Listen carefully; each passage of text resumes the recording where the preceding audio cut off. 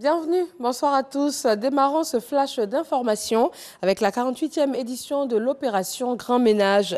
Le thème, pour bien fêter, j'assainis mon cadre de vie. La cérémonie officielle a eu lieu à Séguéla, dans le nord de la Côte d'Ivoire. Les 6 communes des départements de Séguéla et Kani ont reçu des lots de matériel de salubrité. Le Comité national de télédétection et d'information géographique a mis en place un groupe de travail. Ce groupe a pour objectif de réfléchir sur les stratégies durables à mettre en place afin de lutter efficacement contre les changements climatiques et il vient de livrer ses conclusions. Le tribunal militaire d'Abidjan continue sa lutte contre l'impunité au sein des forces de défense et de sécurité. Un fonctionnaire de police vient d'écoper de 6 mois de prison ferme pour avoir extorqué la somme de 5 000 francs CFA à un conducteur à Boussanogo.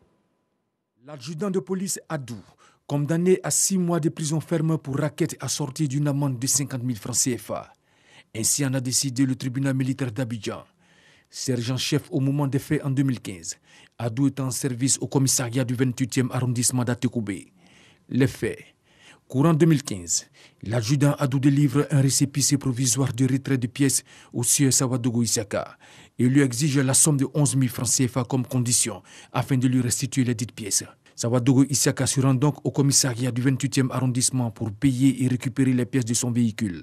Finalement, au lieu de 11 000 francs, c'est la somme de 5 000 francs que Adou accepte et lui restitue les pièces sans délivrer de reçu au contrevenant. Il va toutefois lui réclamer le récépissé de retrait de pièces. Trouvant cette attitude suspecte, Sawadogo Isaka saisit l'unité de lutte contre le racket, qui à son tour rend compte au commissaire du gouvernement, le contre-amiral Ange Kessi Berna Kwame. Après 2 semaines d'audience, le tribunal militaire d'Abidjan l'a condamné à 6 mois fermé de prison pour des faits d'extorsion de fonds assortis d'une amende de 5 000 francs CFA.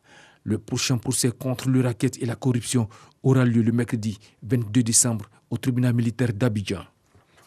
La conférence régionale sur l'évaluation d'impact en Afrique francophone s'est tenue à Abidjan. L'objectif de cette conférence est de déterminer et de créer une culture qui favorise donc la prise de décision. La ministre Nélé Kaba, présente à cette rencontre, s'est engagée donc dans cette voie et a réalisé des projets de développement au profit des populations.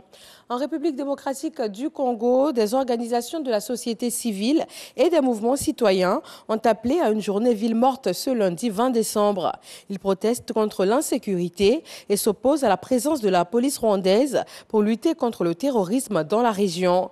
Des violences ont eu lieu lors de manifestations. Selon les premiers bilans, un policier et 2 manifestants ont été tués ce matin.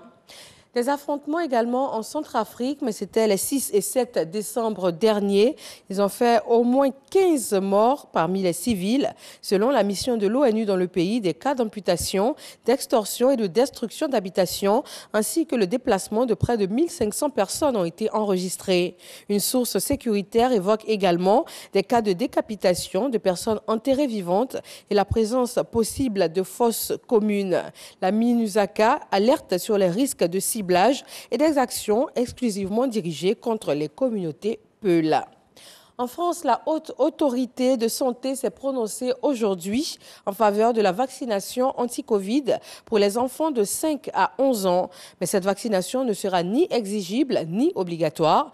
La Haute Autorité propose que les parents qui le souhaitent puissent donc faire vacciner leurs enfants à compter de la mise à disposition des doses en formulation pédiatrique. Elle préconise aussi de vacciner en priorité les collégiens de moins de 12 ans. Voilà, merci de vous informer sur RTI 1. Retrouvez dans quelques secondes l'actualité dans nos régions. Et moi, je vous donne rendez-vous à 20 h.